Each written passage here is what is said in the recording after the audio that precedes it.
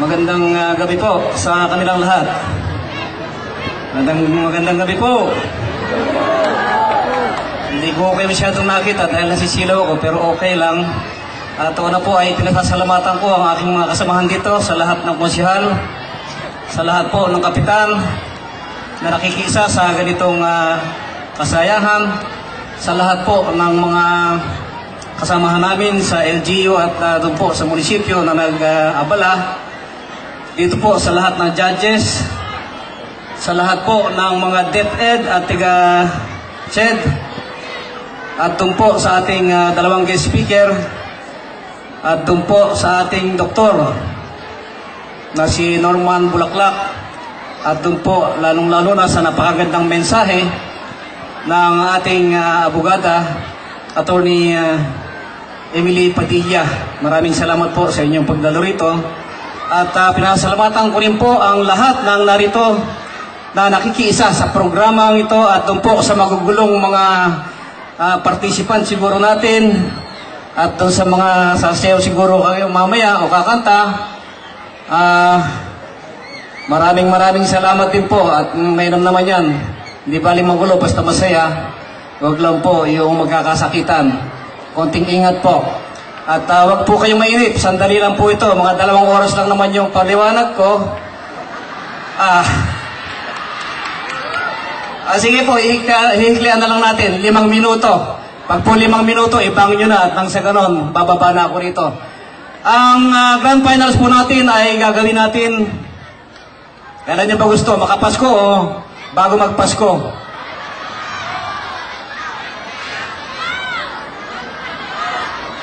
Hindi ko naintindihan yung sinasabi dito sa kanan. Sa kaliwa mo kaya?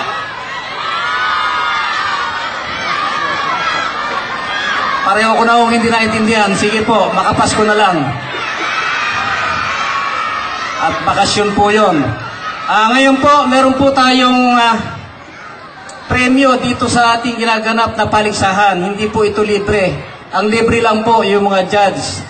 Nakita nyo po, nagagandahan at nagagwapuan pero hindi po nagpapabayad itong mga ito, kaya huwag kayong maniniwala na kung sino man yung matalo ay nagkaroon ng diferensya o dayaan. Hindi po kami papayag na yung ating mga estudyante ay malalamangan o maaragabyado. At hindi rin po kami papayag na yung aming mga kasamahan ay mahablang pa doon sa Sandigan Bayan o sa Ombudsman dahil lang dito sa pagiging pagtutuos ng kung sino ang mananalo at matatalo. Malakas po sana loob namin dahil andyan si attorney pero hindi po kami papayag na magkaroon ng problema rito. At hangad po namin ang parehas na desisyon at good luck po doon sa mga mananalo at sa matatalo. Masusundan pa po ito ng iba pang paligsahan. Hindi lang po ito ngayon, simula pa lang po ito. Gusto lang po namin makita ang kakayahan ng bawat estudyante to excel their talent at tumako pa doon sa kanilang mga nakatagong katangian para nang sa ganon mailabas natin at matulungan natin. Sabi nga po ni Attorney Emily, ang pakikibaka ay hindi tayo kapudlalang hihinto kundi ituloy pa natin at gawin natin yung ating mga pangarap at dito natin uumpisahan. Katulong niyo po kami sa pag-uumpisa at katulong niyo po kami sa paggawa ng ganitong mga programa para nang sa ganon ay makita ng ating mga kababayan at makita ng ibang bayan pa ang inyong talento. Ang ating pong magiging paligsahan sa ngayon ay yung second elimination. Dahil po dapat sana first elimination tapos po grand finals na. So susunod po sana ay yun po ang maganda at medyo tipid. Pero sa nakita po at sa karamihan ng nagre-request ay ginanap po natin ang second elimination. Umarkila po kami ng mga 500 silya lang at pinasara na nga po natin yung kabila dahil nasira nung nakaraan. Pero sabi ko nga po, baka ala na sa kalahati yung pupunta rito dahil yun na siguro ang pinakamarami yung first elimination. At natikman na naman nila, nakita na nila, kaya hindi na po siguro ako ganon karami.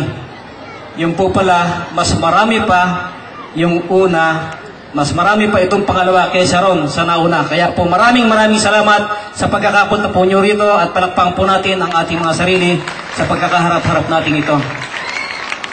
1 minuto na lang po, 4 na minuto pa lang yun eh. Ang ating pong mga kasamahan dito ay talagang parang mga Boy Scout at Girl Scout. Unang-una po ang ating pong bagong destino na si Mr. Badyola. Isang tawag lang po namin at isang tawag lang po doon sa mga principal. Pinadala yung mga dapat nila ipadala at ito po mga pilina. Yung pong mga contestant dito sa singing contest, hindi na po ito mababang kasi po ay nag-practice na sila kanina. Inabala namin yung combo between 1 to 5, kaya po yung kanilang kakantahin ngayon ay nasa ayos na at ayos na rin po yung combo. Kaya naasahan namin na tayo po ay makakarinig at makakakita ng kanya-kanyang talento sa pagkanta at kanya-kanyang talento naman doon sa pagsayaw ng nasa mga group dance at doon po sa mga solo instrument. Halos nadagdagan pa po yung dati nating nakita. Kaya po kung inabot tayo ng mga alas 3 nung nakaraan, mas maaga po tayo maabutin ngayon, mga alas 5 po. Naghanda naman po kami ng merienda rito, siguro po para sa 100. Meron po ba tayong mga 2,000 rito o 3,000? 4,000 raw, sabi rito. Sige po, pasasalamatan ko po muli yung lahat ng mga kasamahan ko na nag-abala rito. At sana po, hindi madala yung ating mga guest speaker dahil kamukha po ni Dr. Norman Bulaklak. Siya po ay nagtapos din dito sa isang paaralan sa San Leonardo. Kamukha po ni Atty. Emily, nagtapos din po sa Tambo Elementary School. Ibig pong sabihin niya na ang pundasyon ng mga teacher dito at ng mga principal, ng mga supervisor ay napakaganda. Hindi po dapat tumayo sa Manila o sa ibang bansa upang marating natin ang ating pangarap.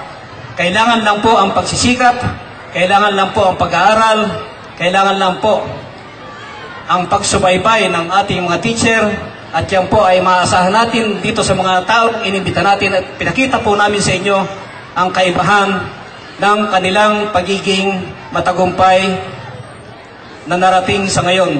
Kaya sana po doon sa lahat ng mga estudyante, wag na po nating pakaisipin yung fraternity, iwasan na po natin yung sobrang barkada at pagkos doon po tayo mag-umpisa at doon po tayo mag-concentrate sa ating pag-aaral, sa ating talento at dito po sa ganitong kasayahan na para sa ating lahat. Maraming salamat po at magandang gabi sa inyo lahat.